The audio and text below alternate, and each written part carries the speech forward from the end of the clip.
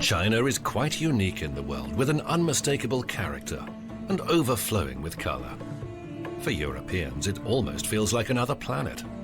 Vast and mysterious, with the winds of 4 seas blowing across enormous plains, walled by high mountains.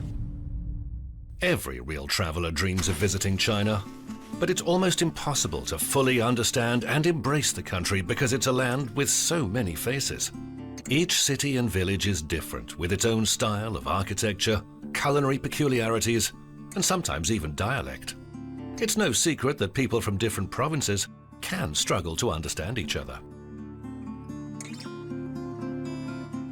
Thousands of books and countless films have tried to encapsulate the country, but every foreign visitor will always cherish their own personal China.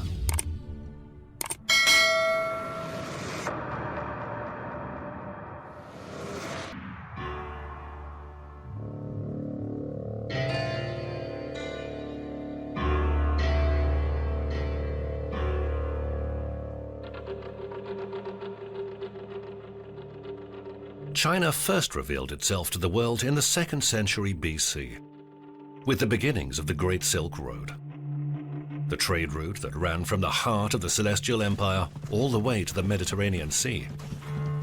Many unique Chinese inventions made their way to distant lands: silk fabrics, porcelain, paper and gunpowder. However, the ancient and Great Silk Road suddenly vanished in the Middle Ages. It seemed to have disappeared forever, until recently.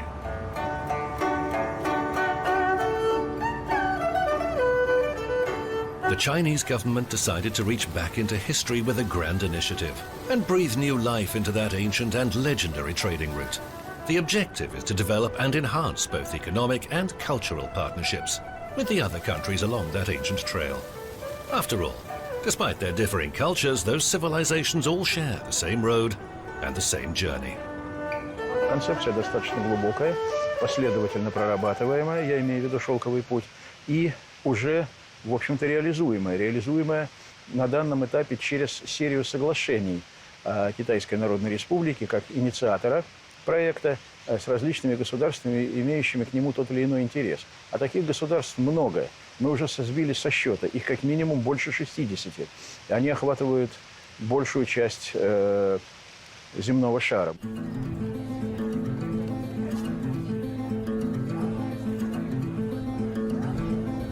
Russia holds a special place among the many countries involved.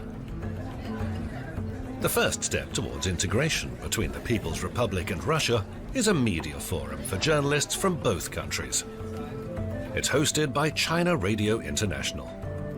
以我们国际台儿为例呢，从00年开始，我们就和塔斯社、今日俄罗斯通讯社、今日俄罗斯电视台，还有俄罗斯报。 The purpose of the forum is to give the journalists a taste of the modern Silk Road by traveling a section that runs within China's borders. They'll meet the people who live in the small trading towns that offer rest along the route and learn about their lives and culture.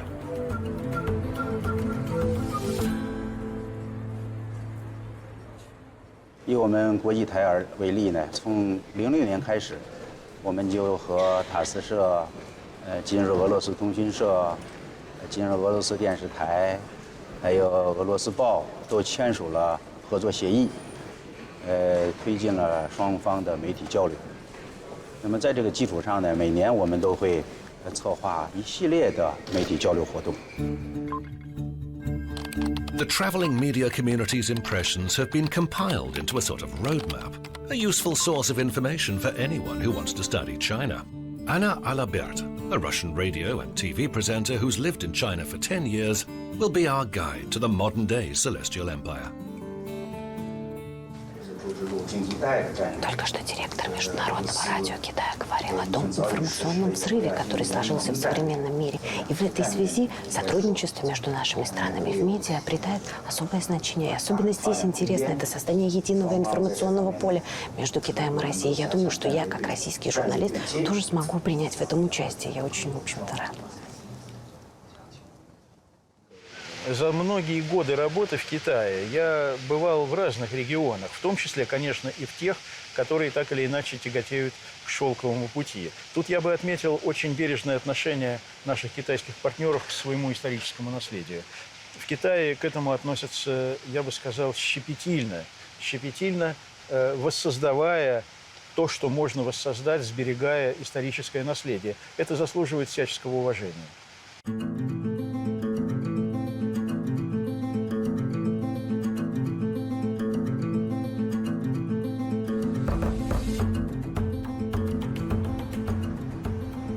The first stop for China's guests is Xi'an, a great city founded 3,000 years ago and a unique example of painstaking historical preservation.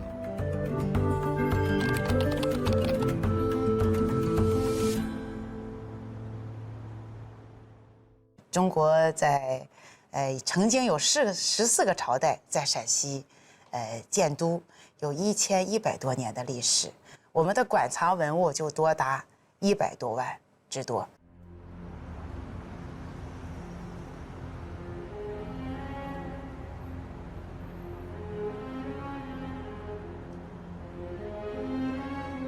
The Chinese believe the ancient town of Xi'an to be the cradle of their civilization. Once the largest city on the planet, and for over 1,000 years the country's capital. China's only surviving city wall stands in testimony to its former greatness. It's so long and wide that it can easily accommodate a bicycle or electric car. Construction began in the 6th century AD and continued for almost a millennium. Over the centuries, the wall survived war and natural disaster, but almost faced demolition about 50 years ago. The sitting People's Republic of China chairman, Xi Jinping's famous revolutionary father, Xi Zhongsun, saved the wall from being torn down. Мы находимся в сердце древнего Сиани. Это городская стена, древнейшее фортификационное сооружение XIV века нашей эры. За мной открывается вид на сторожевую башню. Это единственный в Китае большой город, где в первозданном виде сохранилась городская стена династии Мин.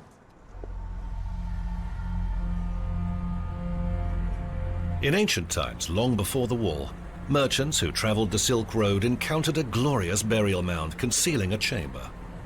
This was the final resting place of Emperor Qi Shi Huangdi, after whom the Qin dynasty was named. According to his will, he was buried along with an entire army. Luckily for his subjects, that army only enlisted terracotta soldiers.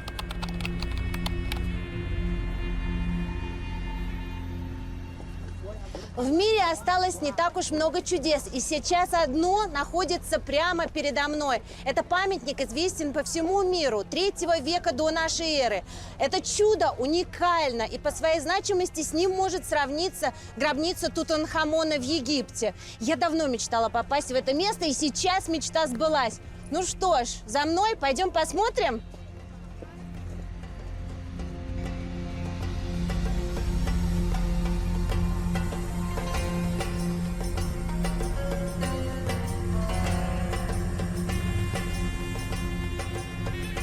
Each individual warrior looks different.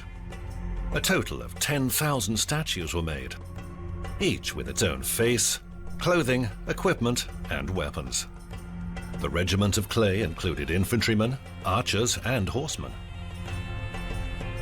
The warriors are arranged in rows of 3, one directly behind the other, and each appears ready for combat at any moment.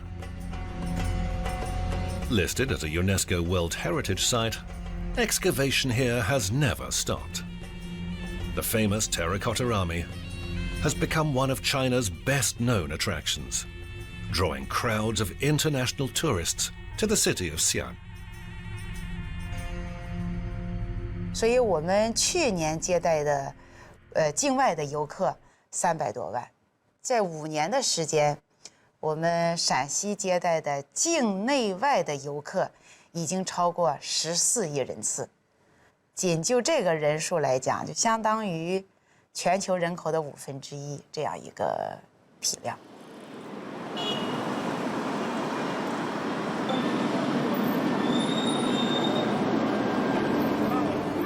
However, the city isn't just known for its amazing history. Modern-day Xi'an has become a high-tech hub.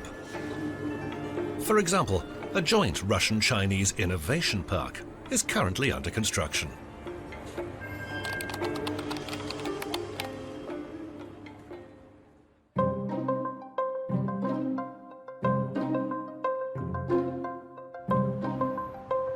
The Xi'an Technopark is called the Silk Road, a symbolic choice of name. A formal agreement between Russia and China to establish the park was signed in 2014, the same year that the ancient trade route revival project was launched. In just 3 years, thousands of square meters of office space, destined to accommodate Russian and Chinese companies side by side, has been built in Xi'an. Anna Alabert has the chance to meet the head of 1QD, a company that's already operating in one of the buildings. 国联质检呢，作为一家综合性的检验机构，我们目前呢涉及到33个大类啊，2300个。对于俄罗斯企业如果进入中方园区、进入科统创新园的话，那么首先一点，有对中国的质量要求和技术标准，这中间是有很大的差距的。 那我们会帮助俄罗斯的企业对质量标准以及技术的研发啊，那么还有这个上市的流程这些东西给予指导，同时协助他们，也就是做好保姆式的技术服务。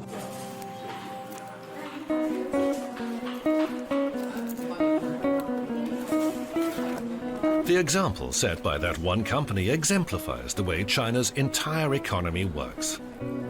One principle lies at its core: openness to new technology, new quality standards, and new partners. The next major stop along the Silk Road for the Russian and Chinese journalists is the metropolitan city of Lanzhou. They made it in less than a day, but that same journey might have taken the merchants of ancient times many months to complete.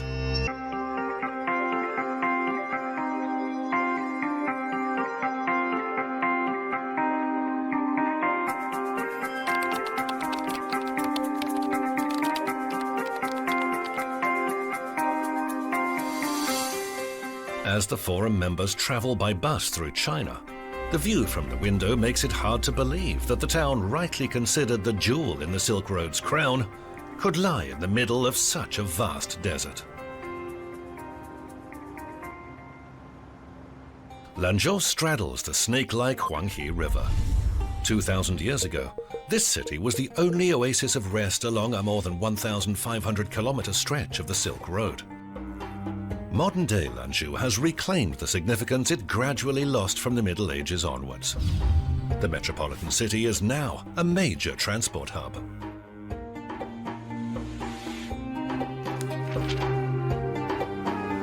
Lanzhou is both an investment magnet and the high-tech capital of China.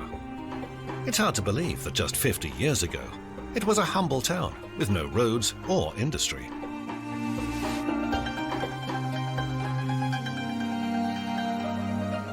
建国初期的时候呢，它作为我们国家日务计划重点建设的8座城市，当时的人口不到20万人。那么经过半个世纪的发展呢，现在已经成了300多万人的大城市。 Tens of billions of yuan were invested in Lanzhou's residential infrastructure and transport system because of the role it was to play in the One Road, One Journey project. The city is a living symbol of China's developmental leap. Just like everywhere else in the country, Lanzhou is an enormous round-the-clock construction site.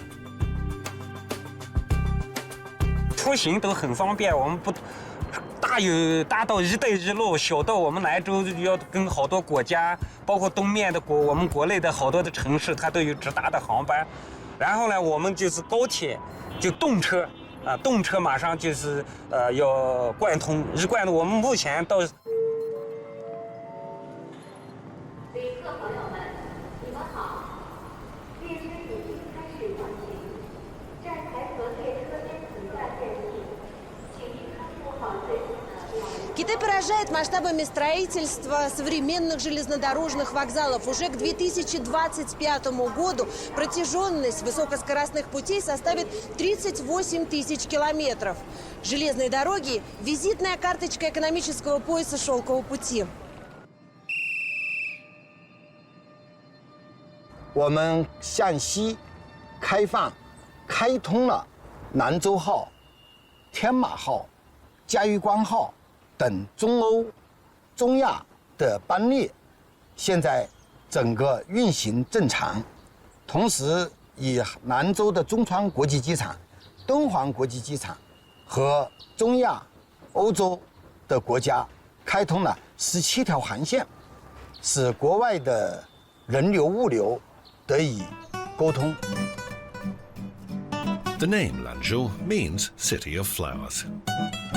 Despite intense modernization, it's an incredibly green city, with numerous parks created by residents. Everyone taking part in the forum wishes they could stay longer to explore this urban oasis. But their next destination was eagerly waiting to welcome the journalists. They were also intrigued by the rather unorthodox means of transport that would take them there.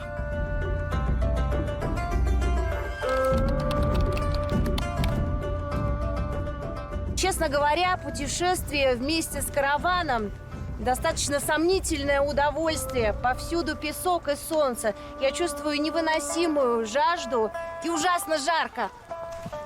It's much harder to ride a camel than a horse. Back in the heyday of the Silk Road, the traveling merchants and traders were a lot more resilient than we are today.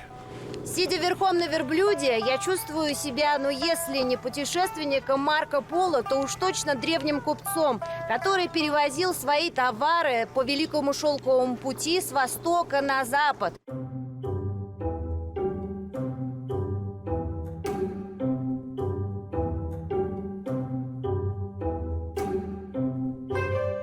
Marco Polo is famed as the first European ever to discover China for the Western world. Dunhuang was the city he visited back in the late 13th century.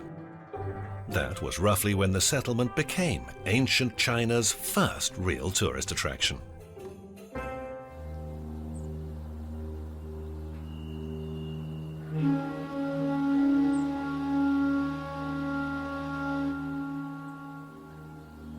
Later, along with thousands of pilgrims, many curious Europeans visited Dunhuang to see the Magao Caves, an important Buddhist shrine during the Silk Road's heyday.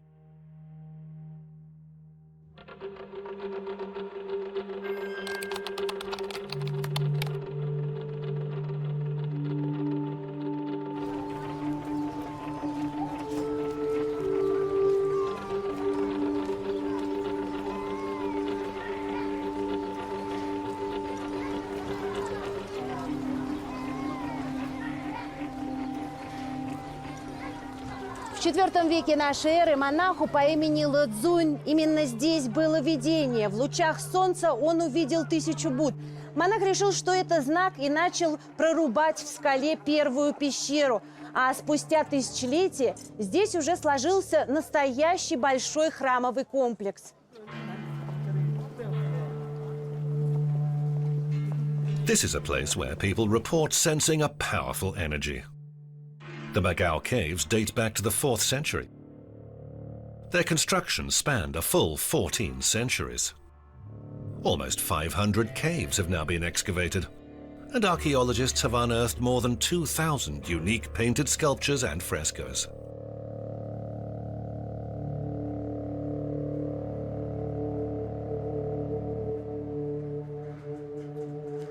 Мы находимся в одной из пещер Магао, куда редко пускают съемочные группы. Прямо передо мной вы видите гигантские пальцы. По этим пальцам можно судить о масштабах всего изваяния. Это Будда грядущего Майтрея, творение древних мастеров 8 века. Сейчас в пещере, так как древние артефакты со временем портятся и трескаются, ведутся восстановительные работы. It's no coincidence that this temple complex was built here in Dunhuang. Trading caravans from India often passed by, bringing the teachings of Buddha to China. Modern Donghuang diligently preserves the history that makes it so attractive to foreigners. The local Khan was so impressed with Marco Polo that he asked the exotic visitor to stay for 3 years. At least that's how Marco Polo recorded events after he postponed returning to his native Venice. Grateful for the hospitality shown to him, the explorer helped the Khan to develop his army and build advanced European-style fortifications.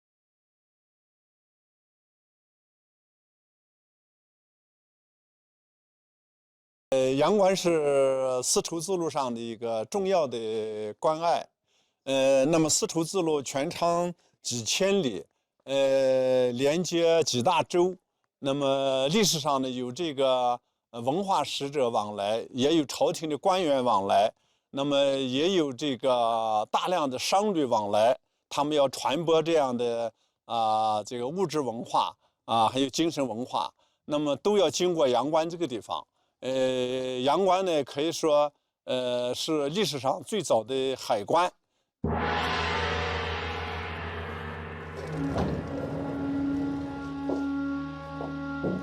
Выход заставы Янгуан для каждого купца сопровождался особой церемонией. И сейчас я испытаю ее на себе.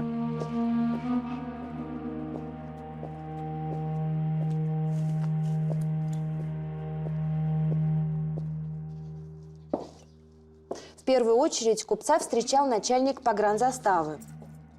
Он спрашивал, куда мы держим свой путь. В Оман-Тёлосы мы едем в Россию. Зачем мы едем туда? По торговым делам. Затем он направлял купца к дежурному писарю.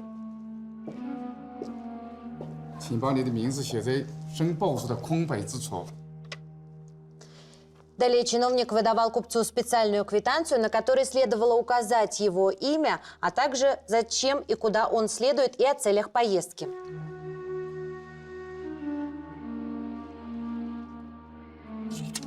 Пожалуйста.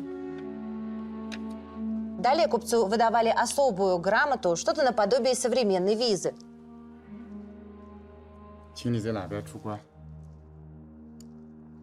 Вот и все, вся процедура пройдена. Осталось только поставить печать на погранзаставе, и путь на запад открыт.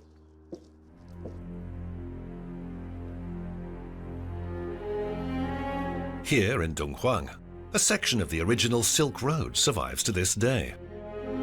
A simple and inconspicuous fence stands before a road that has literally run through the centuries. The journalists taking part in the forum would relish the chance to walk upon the sands of history, but that's strictly forbidden. This part of the road is under constant guard.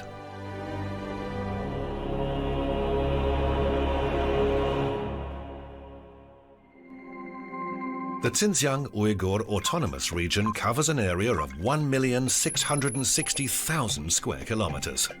That's 3 times the size of France. However, just 23 million people inhabit this vast land, which by Chinese standards is sparse. Only half the population are ethnic Chinese. The rest are of Turkic origin, mainly Uyghur, Kazakh, Mongol, Kyrgyz and Tajik. On their 20th day, the media pilgrims reached the farthest point of the Great Silk Road within China's borders. This is a truly unique destination in Asia, attracting millions of visitors from around the world. The city known as Khargos. On first sight, Khargos may seem nondescript, but thanks to the construction of the revived Silk Road, it's become a commercial mecca that's been dubbed a duty-free town. You can literally buy anything here, from car tires to mink coats, and everything is remarkably inexpensive. Most of the journalists have enjoyed taking advantage of the opportunity for a little souvenir shopping, and some have bought a lot more.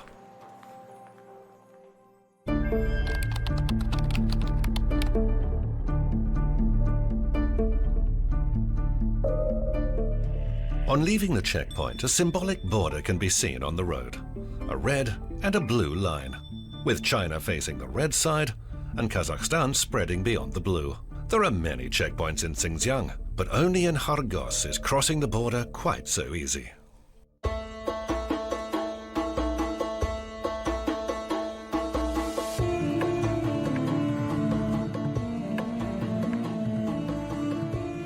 "20 days and 4,000 kilometers inspired more than 200 articles, essays, news stories, and even a documentary series. A country like China could never be summarized in a series of 30-minute films or in any number of books. Travelers have to see China with their own eyes to properly experience and appreciate this unique land.